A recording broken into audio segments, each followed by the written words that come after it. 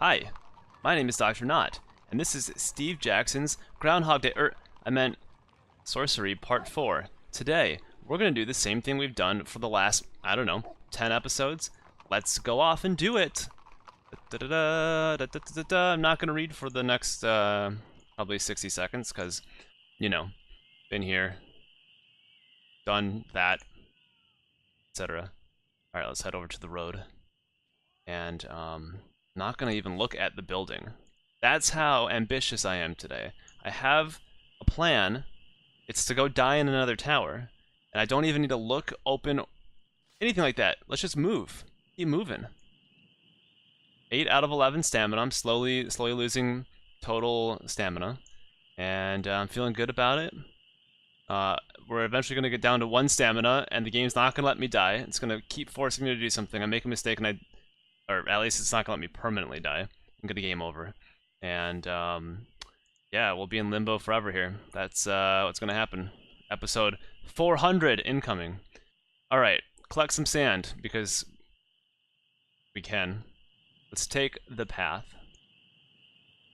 And we went to this one before. I don't remember if we went to this one here.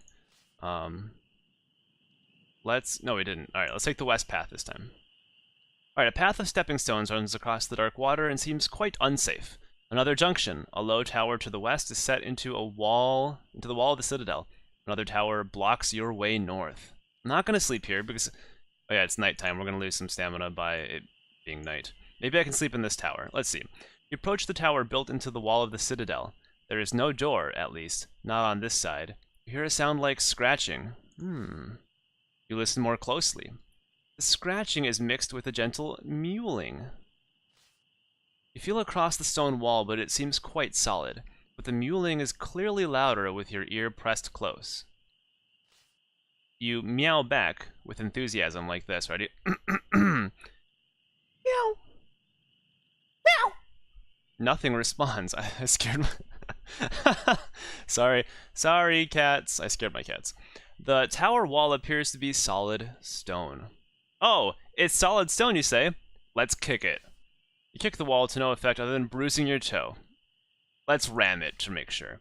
You charge into the stone wall, all but dislocating your shoulder. Okay, so what does that actually mean? All but dislocating my shoulder? Does that mean I literally did everything else except for dislocating my shoulder? Therefore, I cracked my skull, I broke my legs, I disintegrated into tiny little pieces.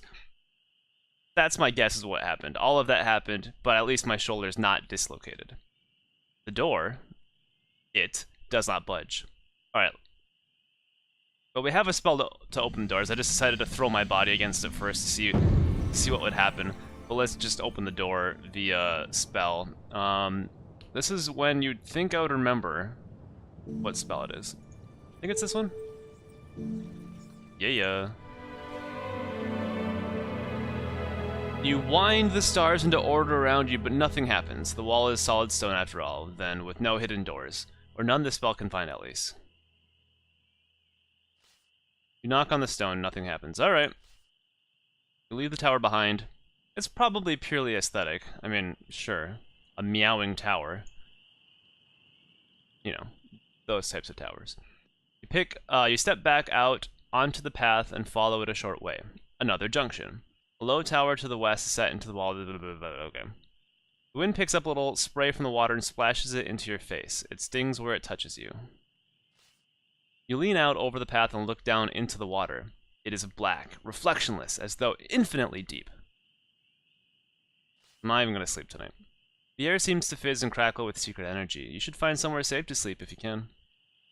Hey, if I could find that with some food, man, that would be heaven. The path across the water ends outside the next tower, and despite there being a door, you cannot go further. It is surrounded by a curious, shimmering shield. Peering through the shimmering force field, you make out some kind of room beyond.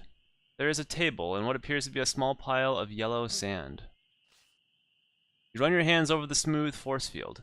It is definitely magical in nature. It has the subtle give and deep strength of a force field bubble. But how is it so large? And how has it lasted for so long? And who is casting it? This tower is clearly shielded by a spell of some kind. This second question, why would I even ask this? How has it lasted so long? How do I know how long this force field has been there? It could have been put up 2 hours before. You know, what kind of question is that? That's a question that someone, I don't think, would ask if they truly didn't know. Rather, a writer would put in here knowing what the force field does. You know what I mean? You draw your Analan sword and strike at the shield, only for the blade to bounce carelessly away. It appears the tower is quite impervious to your attacks. I'm gonna wade out into the water, wouldn't that hurt? Alright, let's see what spells we have. Are we actually being blocked on all fronts here? Hot or how? Let's see what is how. Here, let's do this. You craft the spell. A quiet voice enters your mind. The force field surrounds the tower in all directions. The voice informs you it cannot be broken. Fine. Fine. Then we'll go back this way. How is this south? Am I like that turned around? Move on. We're gonna go around this tower, so we're not gonna go into that tower. We're just gonna go around. Around the tower. Alright, east path. Wait, so this was south and this is east. Okay, I guess. Alright, fair enough. Yeah, it died again. Alright. Oh, no! It is hard to imagine this place was ever occupied. It seems so lonely and lost. It must be morning by now. You have been awake all night and are weaker for it. Yeah, I'm 80% weaker for it. Over the wall you hear the sounds of the city, but they seem muffled by the air of this place. The path finally ends at the base of another tower. The sound of music floats quietly out, paced by the tramp of sodden, dancing footsteps. Nope, okay, that's sure. The tower is squat and wide. It has clearly been long abandoned, but from inside comes the faintest sound. Music? Music through the doorway is, it is rhythmic, steady, perhaps a touch mournful. It seems to loop endlessly on and on. Water laps on the stones of the path. Let's do it. Let's go into the musical tower of sadness. The early morning sun makes the air glow. You cross the waters and push your way inside the crumbling tower, without knowing what you might find. A long entrance hallway turns a sharp corner, widening gradually. A patch in the ceiling drips water. You can hear the echo of music, soft and rhythmic. The hallway opens without a door onto a large space, a ballroom. The gilded ceiling is collapsing in places, the furnishings are long rotten, but still a melancholic tune is playing from somewhere in the walls. And on the polished wooden floor, dancers turn and wheel in slow arcs. You hang back, watching the dancers. The dancers sway deftly, but their rocking movements cannot disguise what they are. A group of corpses, moving with mechanical perfection about the room. ... Their faces slack and rotten, they stare at nothing.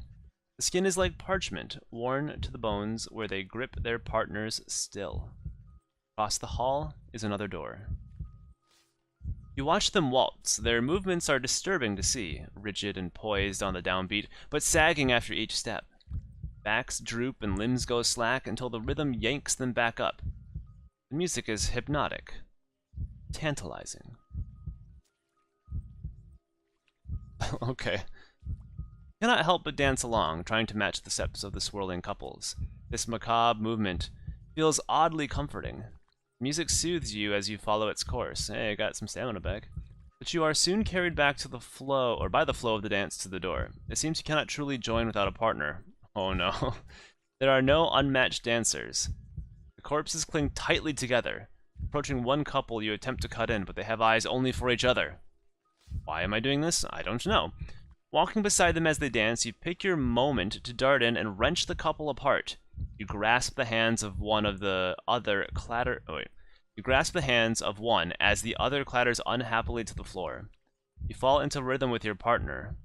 Skeletal grip tightens around your hand and waist. Uh-oh. You keep dancing, the music taking hold of your brain. Your partner's grip tightens further, painful now. Bones slide down your back. Letting go no longer seems like a possibility. Oh, really? Wait, how did I gain... Did I just gain 1 stamina? Huh. Nothing matters now but the endless rhythm, the haunting tune. Your steps are in perfect time, and you feel stronger than ever, as though you will never tire. After time you... After time you without measure... Wait. After time you without measure... I don't know that. You begin to feel a terrible thirst, but though it burns your throat, it is not enough to disrupt the movement your dance. What the hell sentences are these? The lipless grin of your partner smiles back, a constant companion, and you take another twirl around the room. I could die here. Probably will. You try to escape, but the music will not stop. The tune will not end. You glide elegantly past the wreck of your partner's previous partner, where she lies in a crumpled heap on the floor. You struggle and pull at your partner, but succeed only in dancing this way, that way, in fascinating rhythms that, once begun, echo around the other dancers in the room, until you are all dancing more vigorously and tiring further still. In a last desperate, tiny act of rebellion, you step on your partner's toe. She lifts her eyes to look at you sharply, her hands letting go for just a moment in surprise. It is enough to escape back across the floor, gasping for relief. Your muscles are aching. How long have you been dancing? As the morning moves on, the wind begins to rise. I'm gonna keep trying it. This time, you head out onto the floor. Okay, the writers are getting quite lazy at this point in the game. They're like, you're still playing this goddamn thing? Alright, we're gonna throw sentences together and hope they make sense. This time, when you head out onto the floor, you are aiming to get across. But the tune sweeps you up simply and powerfully. You feel yourself driven to keep time. Your pace carries you back to the doorway you came in by, and there, thankfully, the sensation fades.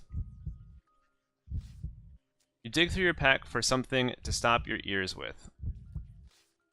You divide a piece of beeswax in two and plug one ear, then the next. The room falls into eerie silence, though the figures almost create a beat with their movements. Whatever power the room holds is swiftly dispelled. You walk out into the room without any ill effects. You search the corners of the room, which are thick with dust, which has been swept from the floor by the constant circling, but you find nothing of interest hidden within. Across the room, dancers parting on either side of you, not unstopping your ears until you are clear of the floor. Wait. Yeah, let's go this way. You return to the path and walk a short distance. As the sun climbs the sky, the winds begin to rise. Three paths meet at this point, in the shadow of the eastern rock. From the eastern tower, you hear the music of the dancers, but you must keep moving, rather. Okay. Shall we try one more tower? Let's try one more tower. You enter the next tower nervously. You cannot help but shiver. This is the chamber of the sleepless ram statue. Oh, shite. And once more, it steps down from its pedestal as you enter and prepares a charge. No. No, damn it, no, I forgot. You slip around the ram heading towards the double doors, but it is too fast. Try to avoid it, but it smashes your shoulder as it rockets past. Its creature will charge as soon as you even blink. Fine, fine, fine. I'm just gonna leap. Oh, hey, forewarned, you leap out. I actually just guessed. Okay, you leap out of the way in time. The ram slams into the wall behind you. Cracks splinter the wall from the blow, and a huge slab of marble smashes to the floor. Go! You dash across the space, covering the distance in the space of 2 pounding heartbeats. You tug on the far door of the chamber, but the... Working quickly, you turn the small iron key in the lock of the door, and it springs open. You dash outside. Ram is charging back on your heels. Run, just run, don't even look back. You waste no time and run, as far from the chamber as you can get. Slowly, the terrible ram turns to its pedestal, facing the far door and resuming its eternal duty. Oh, yeah, that was good. Close. We're gonna die when we can't freaking sleep or eat, but that's okay. You stand atop a short walkway between 2 towers. A stone archway passage holds a doorway, but the door has been bricked over. The work looks shoddy and rushed.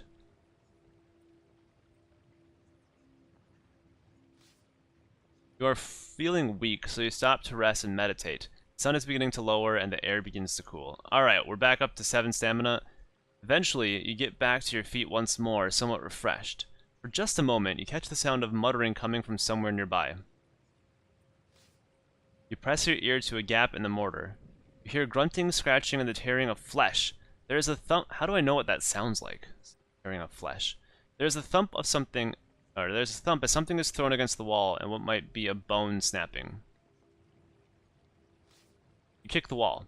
It bows, or bows rather. It bows with the blow. Mortar crumbling away. It is weakened. Alright, let's keep doing it. Kick again. The weakened wall does not crumble, but you do hurt your foot. Oh man, I got a bruised toe, almost dislocated shoulder, and now a hurt foot. Do I have something from my pack I can use? No. You open the pack and pull out the chopping knife and begin to scrape away at the dusty mortar between the bricks. It comes away quickly in lumps. It's either I turn back or I charge? Fine. You push against the weakened spot in the wall where you scraped away the mortar and it gives way. The bricks crumble inwards, leaving a choking cloud of dust. A moment later, 2 goblins squeeze through the hole in the tower, knocking you to the ground in their haste. It seems they were bricked up inside the tower. Okay. The sight that meets your eyes is truly foul. The room within the tower is crowded with goblins, both living and dead. It seems they have been trapped here for some time. The walls and floor are slick with gore, layers and layers of it. The goblins themselves do not seem to have noticed you. They are too busy rolling this way and that, fighting. As you watch, a new goblin pops into existence quite from nowhere. She whips her head around in confusion for a second before being tackled to the ground by 3 others. They snap her neck and tear into her flesh. They eat her raw. The scene is repeated a moment later in another part of the room. There are clumps of hair and teeth littering the corners. Stealing your courage, and with your hand at your sword hilt, you step inside the foul-smelling tower. Oh man, that is a good cliffhanger. And we'll resolve it next time. Thanks for watching. I'll see you then. Take care. Goodbye.